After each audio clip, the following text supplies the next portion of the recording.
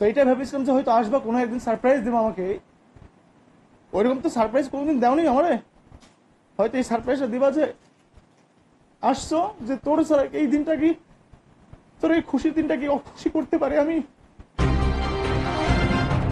তো যেহেতু তুমি ভিডিও পুরো দুনিয়া জানাইছো, অনলাইনে সবাই দুনিয়া জানে আমাদের যে ব্যাপারটা, যে ঝামেলাটা। তুমি আসো, লাইভে আসো, আমি আসে আসল কথা বিধি একটি কথা যদি বলি না, আরেকটি কথা বলার সুযোগ থাকে। এই কথা যত কম বলবো আমরা ততটাই ভালো। আজকে কথা কম বলে যদি সমাধান করতাম না, তাহলে আজকে আরো সুন্দর হতো, আরো ভালোবাসাটা বাড়তো, দূরত্ব বাড়াইছো, মায়াও বাড়ছে। তা আসো, আমি যখন তো রাজি। আমি তোমার সব অপরাধগুলো, আমার অপরাধগুলো, তোমার অপরাধগুলো সবকিছু আমি মাথার উপর নিতে রাজি। তোমার কোনো অপরাধ নেই মনে করো, সব অপরাধ আমার। তবু আমার কাছে থেকে যাও, সন্তানের দিক তাকায়, সন্তানের মা হয়ে হিসেবে। আসলে তা শখের নারী বলো, বউ বলো, চেয়েছি পাইনি, আমার সন্তানের মা হিসেবে থাকো। কত ভিক্ষে চেয়েছি তোমার কাছে, ফকিরের মতো বারবার গেছি তোমার কাছে, কুকুরের মতো বারবার গেছি, বারবার তাড়িয়ে দিচ্ছি তুমি। আমার সন্তানের মা হিসেবে একটিবার থেকে যাও।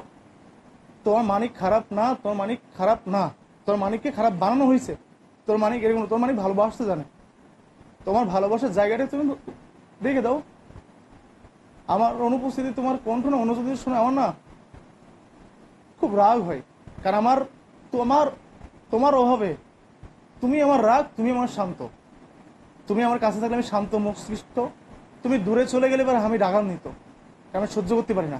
তাই বলতে সবকিছু ভুল টুটি ক্ষমা করে তুমিও সরি বলো, আমিও সরি। তোমার সরি বলতে হবে না, আজ পর্যন্ত তোমাকে আমি সরি বলতে দিও নি। তোমার আমি সরি বলতেছি, তুমি একটিবার মানুষটাকে ক্ষমা করে থেকে যেতে জোর করতেছি না আমি। তবে ভালোবাসি তোমায়, আজও ভালোবাসি, বেসে যাবো সারা জীবন।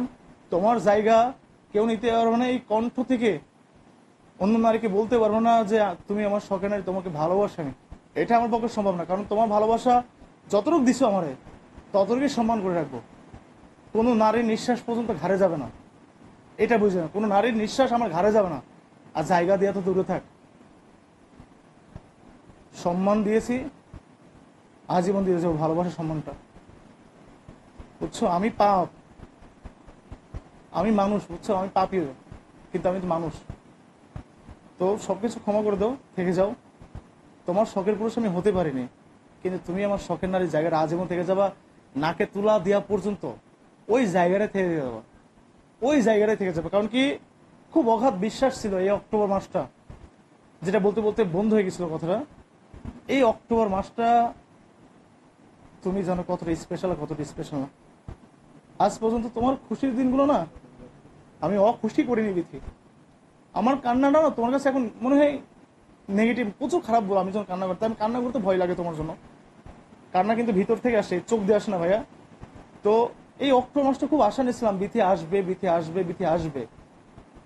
কিন্তু এই অক্টোবর মাসও চলে যাচ্ছে, আর কয়েকটা দিন বাকি আছে, হয়তো আসবা না। আমি ভাবছিলাম যে হয়তো এইভাবে আসবা, সারপ্রাইজ দেবা আমাকে হঠাৎ করে অক্টোবর মাসে, যে পাগলা আমি চলে আসছি, তোর এই মাসটাতে আমি কি দূরে থাকতে পারি?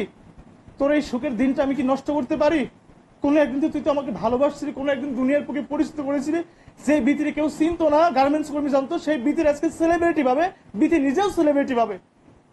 সেই অবদানটা ভুলে গেছো। খানা যখন যে লাঠি নিয়ে পথ চলতো, কারণ পথ চলতো না, সে কানারের চোখ পায়ে যায়, তোমার লাঠিটা নিয়ে ফেলে দেয়। আজ লাঠি ছিলাম তোমার জীবন, আমি ফেলে দিছো আমাকে। তো এটা ভেবেছিলাম যে হয়তো আসবা, কোনো একদিন সারপ্রাইজ দেবো আমাকে। ওইরকম তো সারপ্রাইজ কোনোদিন দেওনি আমারে। হয়তো এই সারপ্রাইজটা দিবা যে আসছো, যে তোর ছাড়া এই দিনটা কি, তোর এই খুশির দিনটা কি অখুশি করতে পারে আমি। আমি বলতে পারতেছি না। ও যদি বোঝে বুঝবে, না বুঝে না বুঝবে, সরি, এক্সট্রিমলি সরি।